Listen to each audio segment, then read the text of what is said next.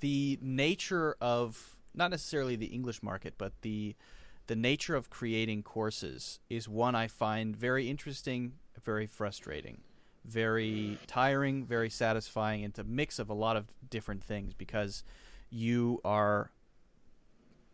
I would like to hear your experience as well, but it's for me a process of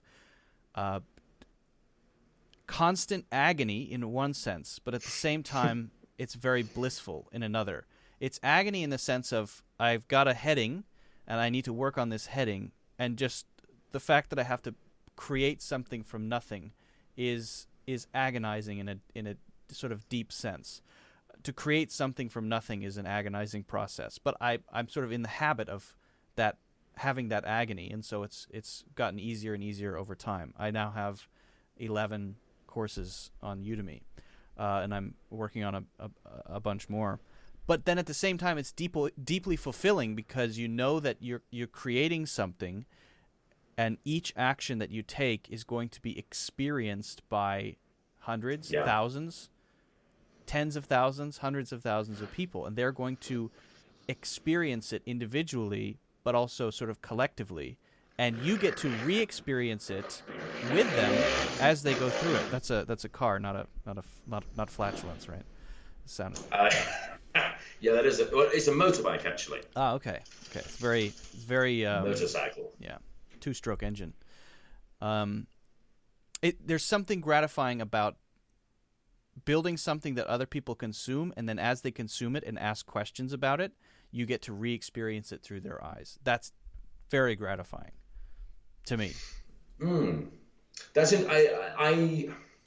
The thing that I find when I'm creating is, and particularly these courses where, like one would hope that they would be experienced for at least, say, the next 5 or 6 years. Yeah. By different people from all over the world. There's a lot of pressure there. I have this strange sort of psychological, I don't know if it's affliction or slight quirk or whatever it is, but I always assume that whatever I did in the past was dreadful.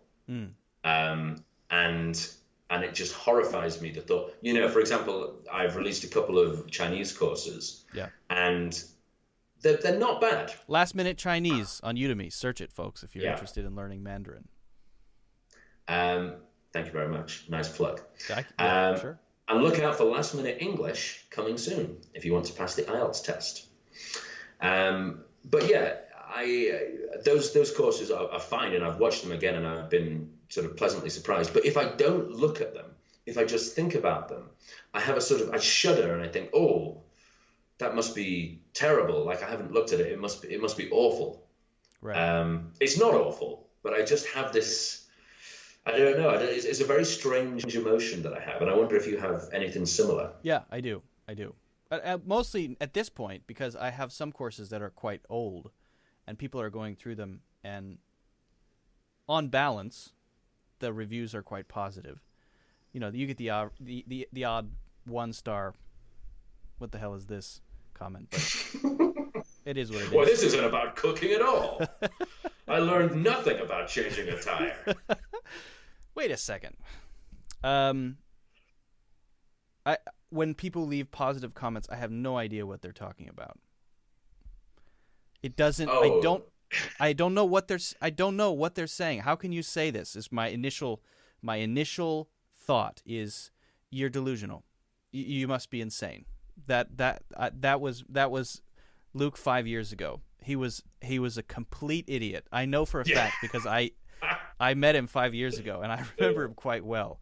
But if you like it, I guess that's great. So I feel happy that people enjoy it, but I don't understand it because I feel like I'm capable of more. Is it imposter syndrome? There's something. Because I look at my course, which mine isn't 5 years ago. Mine was a year and a half ago that I released it, and it's got it's got 4.8 rating on Udemy, Solid. Which is out of 5, and that's pretty good. Very good. And I look at that, and my initial instinct is, oh, thank God, people haven't realized it's terrible. Yeah. I'm just waiting for people to realize it. It is. Trust me, it is. But They haven't caught on yet. I've scammed them to this point. Still getting away with it. There is that. I think that is the definition of imposter syndrome, right? So, and it's not that you are scamming them. It is valuable to them. If people leave a comment, take the time to write something and say that they like it and they appreciate it for these specific reasons and give you a star rating, that means it is objectively valuable to those people, because otherwise they wouldn't do it. And reviews that you get on Udemy, they're real. And there is a tingle of, oh, that's nice. But there's also this, I agree, this sense of, and I don't know if it's an affliction, and maybe it's just part of human nature. Whenever something that you've put out there in the world is under any sort of, not necessarily critical eye, under any sort of observation in any way, if it's reviewed positively, there's a tendency to say, yes, but, and then hope that you're better now. Like if you could only see me today, then you would really see what I'm capable of. You know what I mean? Right. Yeah. I don't know what that is, but it's weird. I wonder if everybody has that. I wonder if Martin Scorsese looks back at his classic movies and says, "Oof, God, I mean, at least they're watching The Irishman, because wow, that Raging Bull was terrible."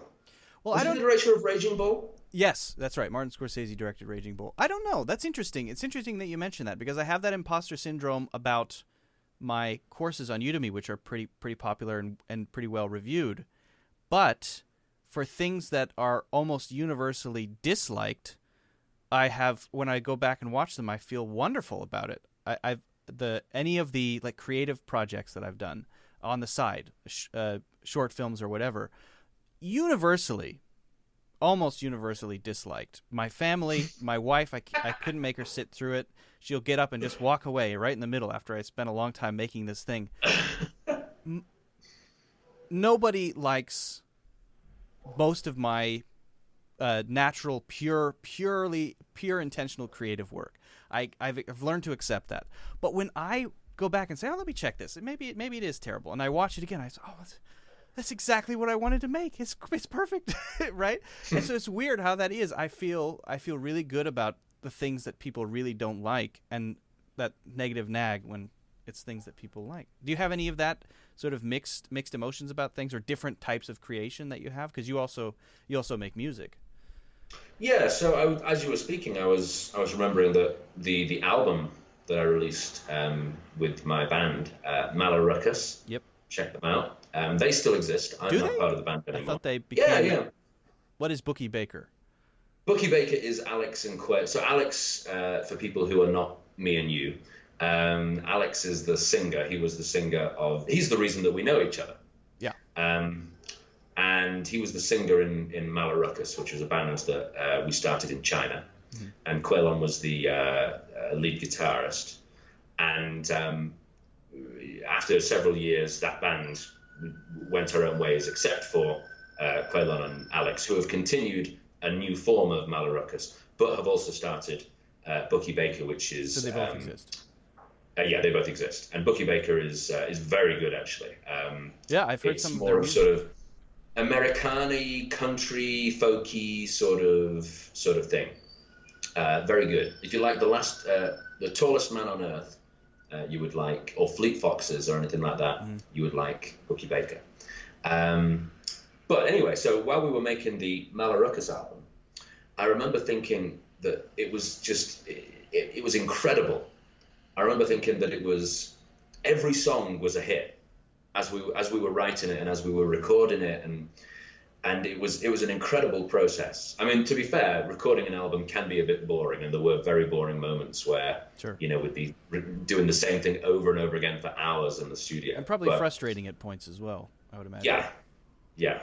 And there was all kinds of like brain farts that happened and things. It was a long and very interesting process. But my overall feeling during that whole process was how amazing I thought the album was going to be. And then I listened again recently, and it's good, but it's not outstanding. It's not, a life-defining album. But you thought that at the time when you were making it, you felt that it was. I didn't think that it would become, like sort of the White Album or something of that level. But I thought that it would be I thought that it would be higher quality and yeah, just better than in the end. I think it turned out to be at a distance of a couple of years later, listening to it, which was quite disappointing. But it's also not a thing that you made by yourself, so there's a different dynamic there because it's a band. You're not only writing the songs; you're probably writing parts of the songs or whole songs, single songs. But as a collective, it's a group effort, right? So it's a different thing. The dynamic is definitely different. There's safety in numbers to some degree. Right. Of the Beatles, then who's this? I guess there is no safety in numbers because even Ringo wrote Octopus's Garden, which is a fun song. Yeah. Is that his? How many songs did Ringo write? 6? About 3 or 4, I think. I think he sang more. Yeah. He sang usually about 1 per album, but he only wrote a few. Mm-hmm. And I've always loved that bit. I think is it Family Guy? It's one of the cutaways in Family Guy, where I forget. Brian says something like, "Oh, you're less used than Ringo Starr's songwriting ability," and it cuts away to Ringo coming in. And he says, guys, I wrote a song here. And he's got a piece of paper and he says, I wrote this song. And they all say, oh, that's great, Ringo. Really good. We're going to put it here on the fridge. There it goes, right on the fridge. That was always very entertaining. You have a satisfying Liverpool accent. It's well, nice I grew up watching. I don't know if this was popular in the States. Thomas the Tank Engine. Do you guys know what that is? I know what that is. Yeah. Is there? In my experience, that's an American show. Oh. It's the Blue Train. Interesting. Yeah, Blue Train. I mean, there's not going to be two Thomas the with Tank a face. Engines, yeah. But he has an American voice. Oh, it must be a remake. Or there's a sort of license thing where they're putting, because when you say Thomas the Tank Engine, I identify that with an American childhood. So It's an interesting. Well, I had no idea that this existed outside of America, so this is kind of blowing my mind. I know that there are some things that are specifically British, like what's that show that guy who ended up being a horrible criminal? Jim will fix it. What's that show? Oh yeah, Jim will fix it. Jimmy Savile. Yeah, we didn't. Yeah. That's one thing that I know about, which is specifically British. But I thought Thomas the Tank Engine was specifically American. Interesting. I mean, I'm not sure now. I assumed that was just a British thing. I didn't know that had been exported. Although there was the movie made, Thomas and the Magic Railroad, which seemed like a real. I just assumed that was the American version, and it had been horribly butchered. And everything looks completely different. But anyway, the reason I raised that is that in the British version, everything is voiced by Ringo Starr. Really? That's amazing. Yeah. Oh, this is a revelation. I've got to find it. I must find it. Or you can send me a link or something, because that's incredible. Check it out. That's incredible. I mean, he's going around saying, Thomas, you're a really useful engine. Gordon was having a bad morning. He didn't want to take any passengers. He didn't have enough coal. That's trivia that I think a lot of Americans don't know. At least I had no idea. The thing I'm curious about is whether the show is licensed and they do completely separate versions, or whether it's British and then somehow redubbed as American or Americanized, or the other way around. My instinct is that it's British, because everything looks quite British there. It's a sort of very British. I mean, trains, I know that you have trains in America, but trains are not a sort of classically American thing, I wouldn't say. But for children, they are. Children see trains as the archetypal train, the Platonic train, the train that is the trainish, the most train-like in its form and shape, with very clearly defined cars. We have our cartoon version of trains in the American consciousness that don't exist in real life, but they're very much embedded in the American childhood, I would say. Oh, interesting. Yeah, we'll have to Well, research this after the discussion. yeah,